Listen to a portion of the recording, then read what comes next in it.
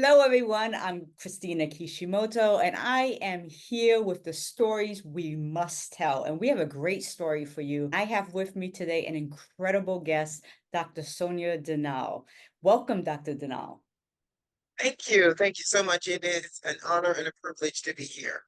So it sounds really formal when we're starting this, but the fact is that Sonia and I are friends and colleagues. We know each other.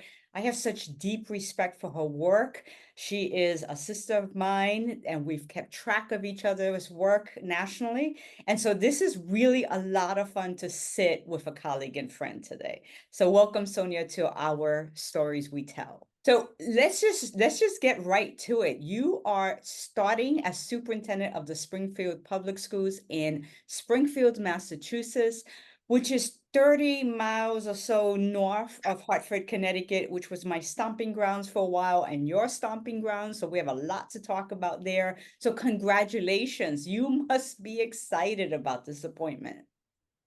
I am. I am definitely excited. It's surreal because I was born and raised in Springfield. And so this is a full circle moment. And never considered being a superintendent of Springfield, but here I am. And I'm grateful for the opportunity.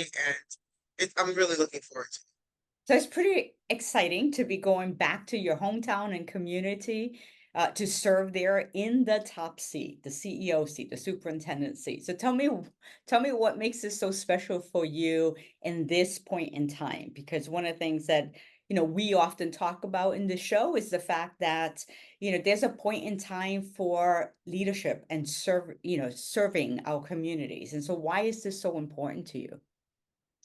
It's really important for me at this point in time because I'm able to come back and serve the children of the children that I had as a teacher. As a middle school science teacher, I am now responsible for the educational well-being and the academic success of the children of those I went to high school with, or the children and or the grandchildren of those who were my students. So it has been a number of years since my first day on the job at Forest Park Middle School here in Springfield. And it's just an honor to be entrusted with such an important task, such an important responsibility. It's a moral imperative to ensure that all of our students receive the best education possible. And because of my years of experience, I feel that I am well prepared and poised to do my best to assemble a team of like-minded individuals who will have a laser-like focus on the academic success and the well-being of our students. Now, Sonia, you're a product of Springfield Public I am, School as well. So this is like your neighborhood, your hood, your yes, hometown. I mean, this is it is. really incredibly special. And it's a unique opportunity. We don't always get to go back and lead where we grew up and where we ourselves earned our degree. And so that must be incredibly special as well. Tell me a little bit about kind of reactions from community members or even friends of yours who are looking at you saying, "Hey, girl, you're back in Springfield doing this work." It has been overwhelming and very humbling. The community support has been mind-blowing. I mean, I just did not know there were so many people who were rooting for me and pulling for me. Once my name went public, the emails and the text messages and the phone calls and the well wishes just came flooding in from folks that I went to elementary school with and, neighbors who watched me grow up and people are recognizing me in the supermarket and people are, waving at me out their cars. And it's just been amazing. I've gotten so many um, awards and recognitions, as the first female and the first Black female to be selected to, you know, um, run the Springfield Public Schools. And the community has rallied around me. They have just been so phenomenally supportive, even when the process was contentious and strained. They told me to keep my chin up, keep my head up, and they continue to reassure me that I was not selected for my gender. I was not selected for my race. I was not selected because I was a neighbor of theirs, but I was selected because they stacked credential up against credential, resume against resume, interview responses up against interview responses, and they really felt and believed that I was the best person for the position. So again, I was just so humbled by their confidence in me and their just their support. I wish I could articulate it better than that, but the community and the city have been phenomenal. You know, you can hear the warmth though in what you're saying, and that's incredibly special. That's a kind of community warmth that comes when they know you, right? You're from the community, and that is Yes. really, really special. What is incredible though is that you are the first woman and the first Black woman seated in the top seat of the superintendency. And, you know, when we have these shows, we often have first with us, right? First woman, the first woman of a certain racial background or identity, and so there's still a lot of work to do in this nation. Is that something that you are feeling it's is kind of an accolade you can use, and then bring other women with you? How are you thinking about this kind of historical first? Well, I'm putting it in context because I know, although I am the first woman and the first Black woman, I'm the third person of color.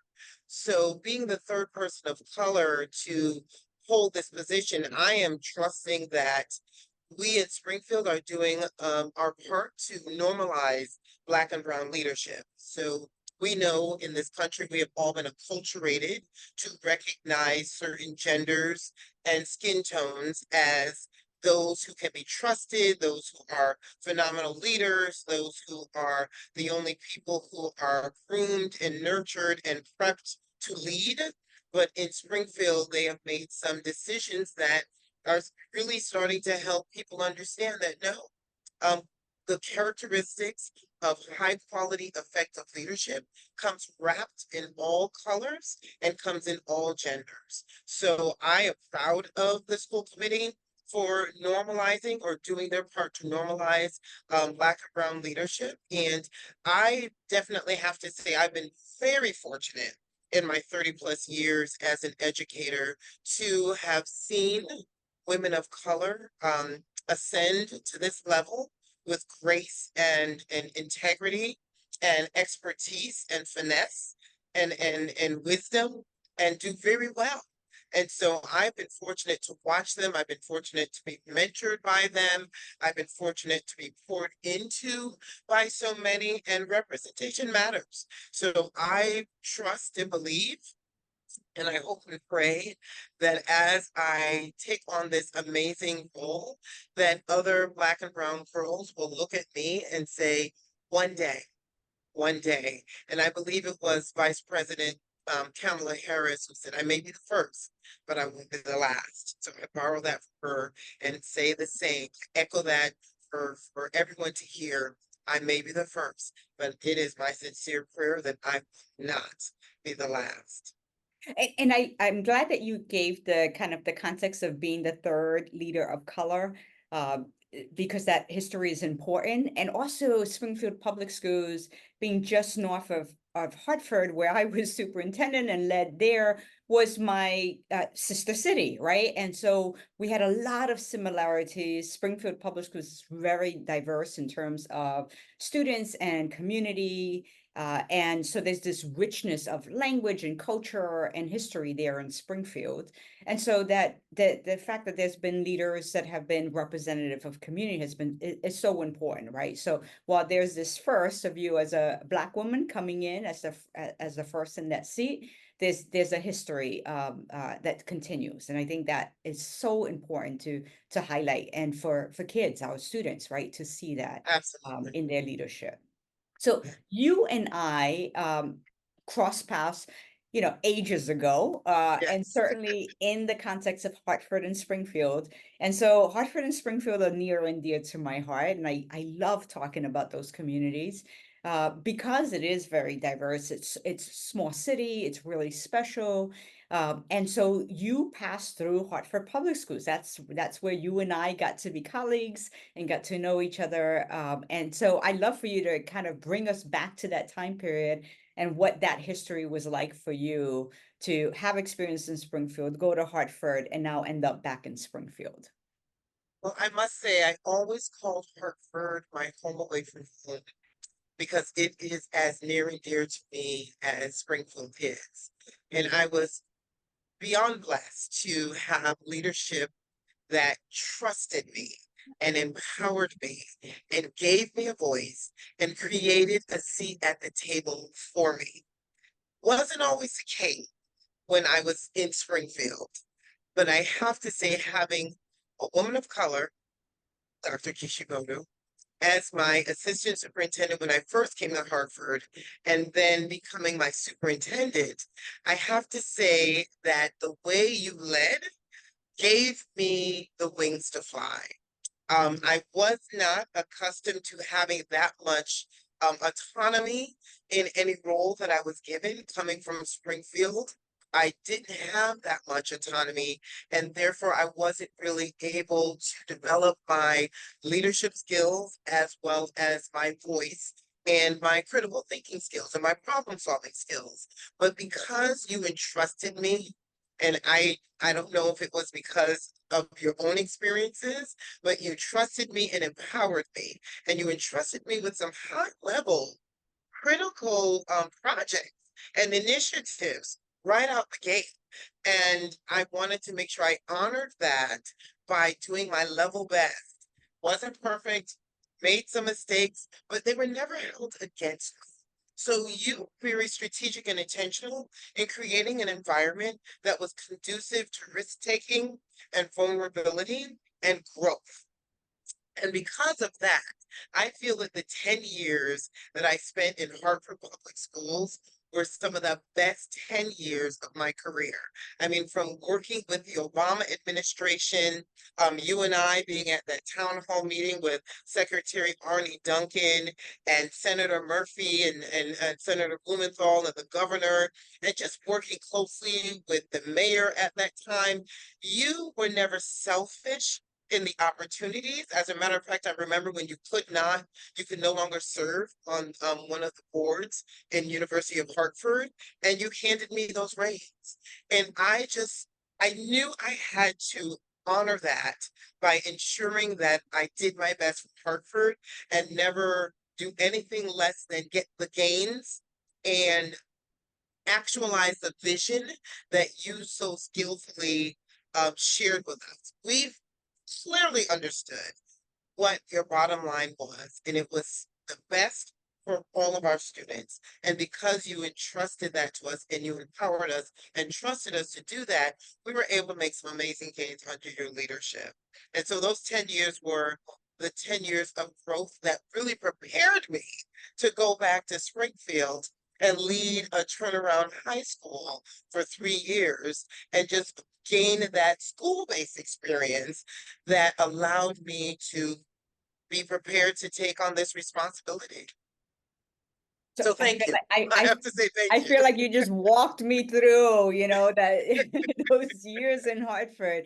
And I think there are a couple of points I want to pull out from what you said. And that is, one is being well networked with others where we let each other shine, right? We've got to lift each other up. And as women and as women of color, we've got to provide that opportunity for one Yes. another.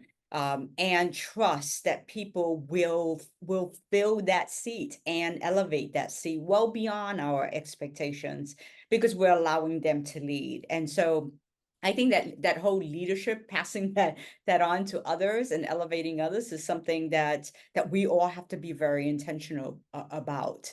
The other is just the kind of work that we can do when we're willing to be bold leaders and say, Yep. if our focus really is about kids, then let's just like sweep out every excuse that there is about why something isn't what it should be right now, and let's just Right. make it happen. And you know, the team in Hartford then, and the team that continues there now is incredible. The work that you're going to be doing in Springfield, I'm so excited about what you're bringing there. I do remember that trip when Arnie Duncan, because of the work that you were leading on college and career readiness with students and the FAFSA numbers that we took off the charts, it Yes. got his attention out of DC. He came to visit with us in Hartford. And considering that Hartford had been beaten up for so many years as an underperforming district, and that it was on the rise as a city and as a community, you know, to have his visit was important because it again said, yes, we are willing to lead in the ways that we need to lead on behalf of our students. So I'm excited about that kind of mindset that you're going to bring to Springfield. That was just an incredible time. I think I was floating on air, just being in that environment with, the people who were assembled at that table. And yes, it had a lot to do with FAFSA, but we also have to remember it had a lot to do with the Hartford Promise. So he came because of the college affordability and the vision that you clearly communicated and laid out before us.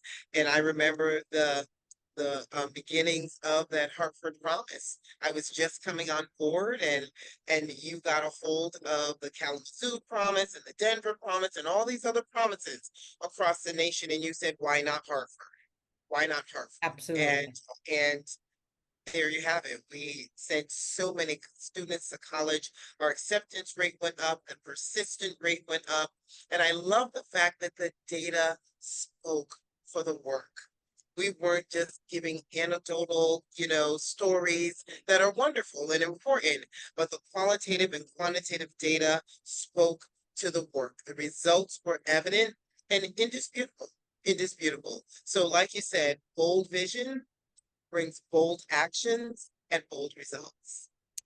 And I really appreciate that you're kind of sharing these points in time across, you know, your leadership experience and where you are now, because there are women like yourself who are saying, I think I'm gonna start applying for the superintendency. I've had this kind of this poll, right, that says, you know, you should be stepping up into this top seat. You can lead. We need representation, as you said.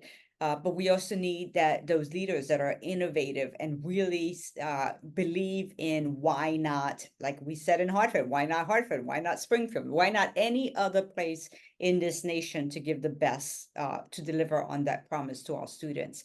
And so I'd love for you to share with our audience, you know, especially our audience of women who are aspiring to the superintendency, you know, what are some of your words of wisdom as they consider or maybe get intimidated about not considering the superintendency, considering the political climate that we're in?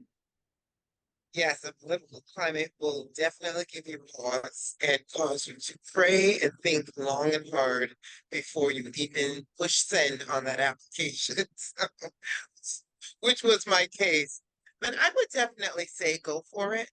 You have what it takes.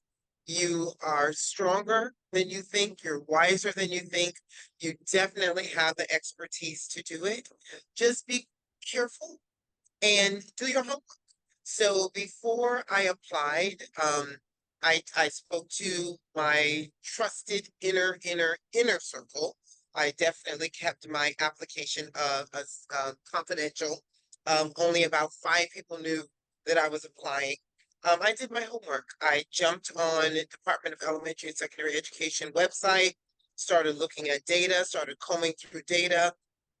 I was fortunate that I was working for Springfield Public Schools, still am working for Springfield Public Schools. So I was able to get in our data warehouse and look at some data, and fortunate again that I have a long-standing relationship with many of the folks at central office. So I was able to, send them emails and ask them a few questions that I had. And I was able to do my homework and find out if this was a good fit for me, if it was a good fit for me at this stage of my career, if it was a good fit for me with this demographic.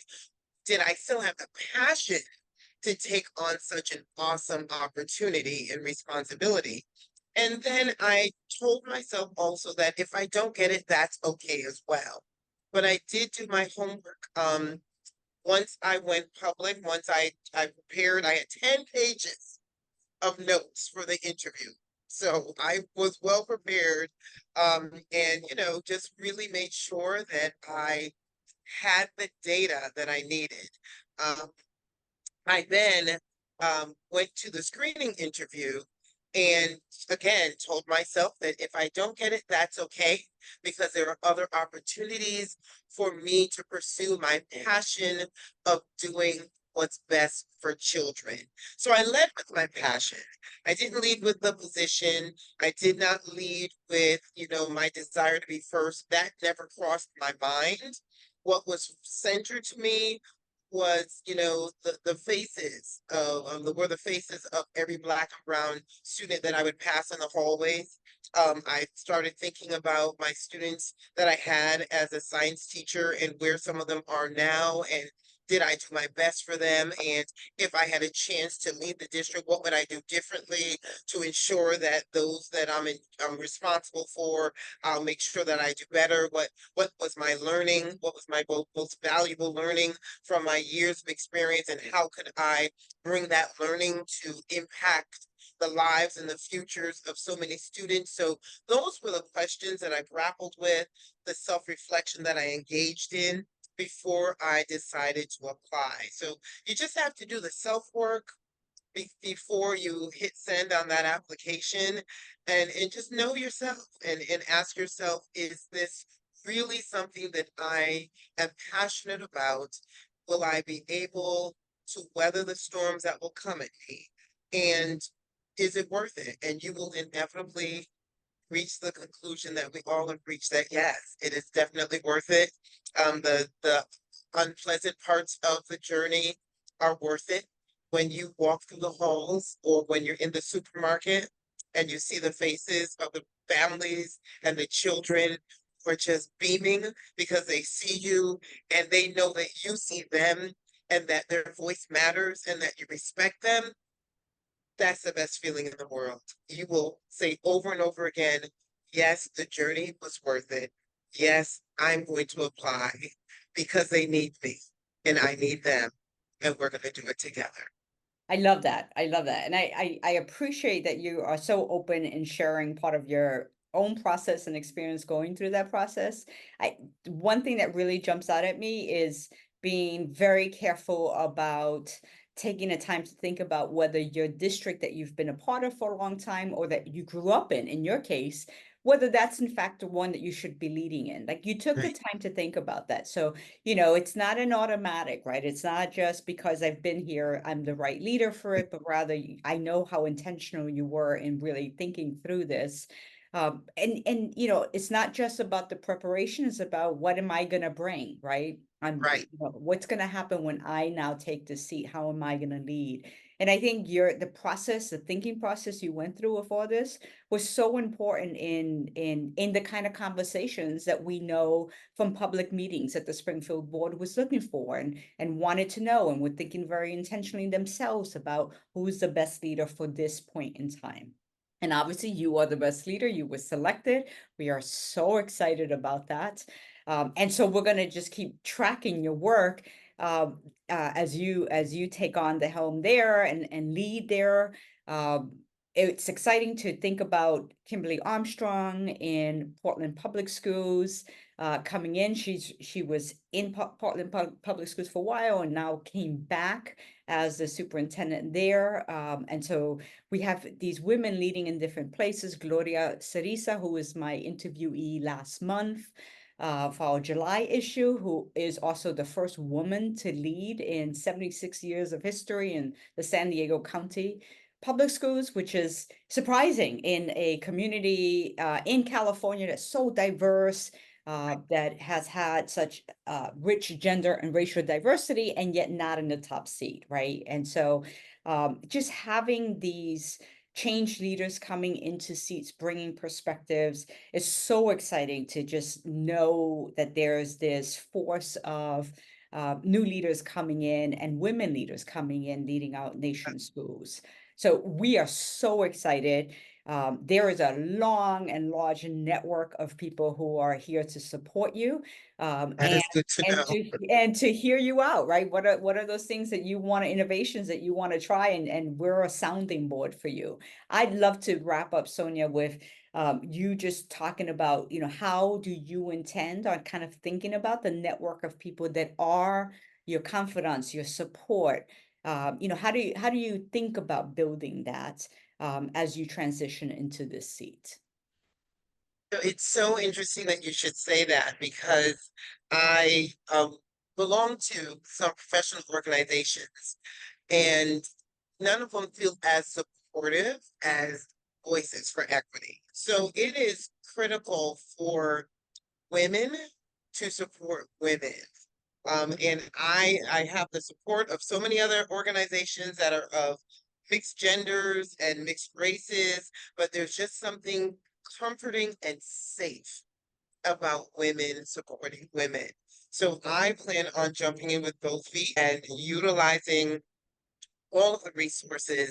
I feel the safety of my sister circle and just really lean on them and pick their brains and learn from their mistakes and then just be vulnerable and transparent with them for advice and just really trust that they have gone before me and that they have my best interests at heart so that I can fully lean on them and depend on them to help me in those tight, difficult times because they will come. They will come. But there's no training like training on the job when you're a superintendent, and we know that. Yes. And what's incredible though is the collective, the network, the Yes. incredible women leading in this nation today. And so we are so glad to have you amongst those serving in the superintendent seat. And we wish you the very best, Sonia. And as a dear colleague and friend, of course, I am always here with you and for you. So call upon me and all of us at any point. So thank you for being with us and sharing your story.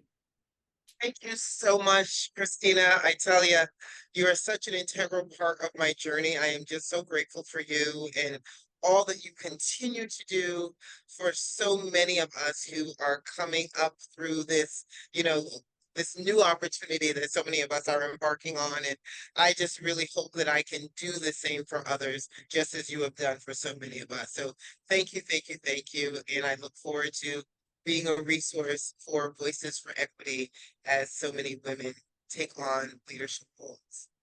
Thank you, Sonia. I am so excited to have you on the show, and as a plug for an upcoming opportunity to bring women superintendents together in January, we are meeting in Phoenix, Arizona for our Technology, Power, and Equity Conference. It is a by women, for women learning event, or technology and AI. So hopefully we will have you there, Sonia, and women from across the country So who will come together. So thank you for being with us. thank you. You take care.